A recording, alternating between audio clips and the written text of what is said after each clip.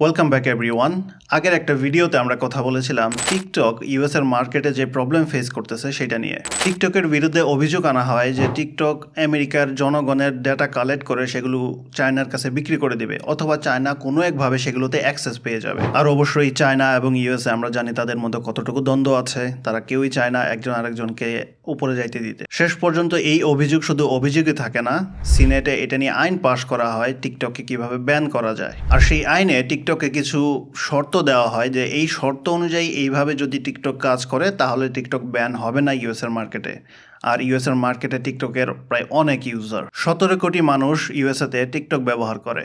এই ব্যাপারে আরেকটু পরিষ্কার ধারণা যদি পেতে চান তাহলে আমাদের আগের ভিডিওটা দেখে আসতে পারেন, যেটা আমরা টিকটক নিয়ে বানিয়েছি। প্রথমত বলা হয় টিকটককে বিক্রি করে দিতে হবে এমন একটা কোম্পানির কাছে যেই কোম্পানিটা ইউএস এর মালিকাধীন। যেহেতু টিকটক একটা বড় কোম্পানি, এর রেভিনিউ অনেক, অবশ্যই টিকটকের মালিকরা চাইবে না এটা বিক্রি করে দিতে। আবার অন্যদিকে যুক্তরাষ্ট্রে প্রায় 17 কোটি ইউজার আছে টিকটকের।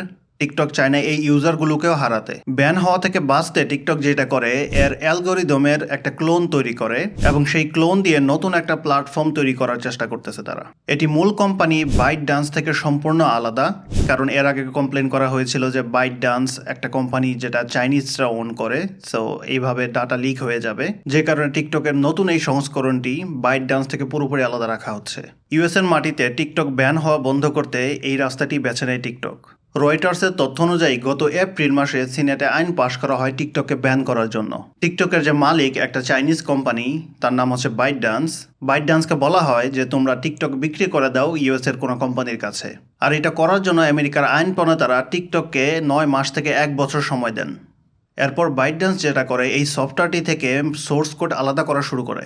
যদিও এই সবগুলা কাজ শেষ হতে 1 বছরেরও বেশি সময় লাগবে, তবে এর থেকে বেশি সময় ওদের হাতে নাই। অন্যদিকে টিকটক ব্যান হওয়া বন্ধ করতে এটাই একমাত্র ফিজিবল অপশন বাইট ডান্সের কাছে। রয়টার্সের প্রতিবেদনে বলা হয়েছিল যে টিকটক যদি তাদের সোর্স কোড আলাদা করে তারপর তারা এই সফটওয়্যারটি ইউএস এর কাছে বিক্রি করতে পারবে। তবে টিকটক বলেছিল আমাদের এরকম কোনো পরিকল্পনা নেই। অবশ্যই এত বড় একটা বিজনেস কে বিক্রি করতে চাইবে যদি না বিক্রি করার কোনো ভ্যালিড রিজন চলে আসে।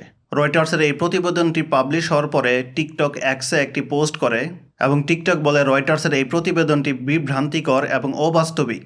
এক্সে করা ওই পোস্টে টিকটক বলেছে যে যুক্তরাষ্ট্রে টিকটক নিষিদ্ধ করা বাণিজ্যিকভাবে, প্রযুক্তিগতভাবে এবং আইনগতভাবে অসম্ভব। আর 270 দিনের মধ্যে তো তা কোনোভাবেই সম্ভব নয়। গত কয়েক মাসে টিকটকের ইঞ্জিনিয়াররা সফটওয়্যারটি থেকে লাখ লাখ কোড আলাদা করা শুরু করে, যাতে করে সেই আলাদা করা কোডগুলো নিয়ে তারা স্বাধীনভাবে আরেকটি প্ল্যাটফর্ম তৈরি করতে পারে টিকটকের মতোই। এবং ভিডিও রেকমেন্ডেশন অ্যালগোরিদমের জন্য নতুন করে সোর্স কোড তৈরি করা হবে। রেকমেন্ডেশন অ্যালগোরিদম হচ্ছে যখন আমরা একটা ভিডিও দেখি এবং ওই সিমিলার টাইপের ভিডিও আমাদেরকে দেখাইতে থাকে একটার পর একটা। ইউটিউব, ফেসবুক সবাই একই কাজ করে, সবাই সেম অ্যালগোরিদমের উপর নির্ভর করে।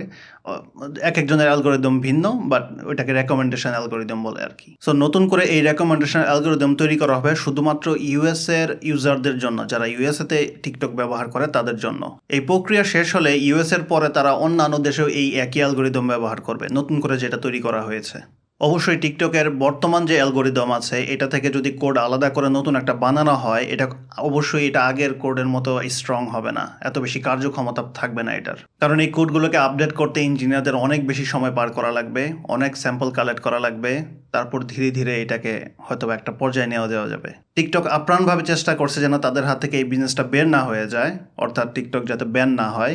আপনার কি মনে হয় টিকটকের এই নতুন ভার্সনটি কি টিকটকের মতোই ফেমাস হবে, নাকি এটা মানুষ ওইভাবে নিবে না? কমেন্ট বক্সে অবশ্যই জানাবেন।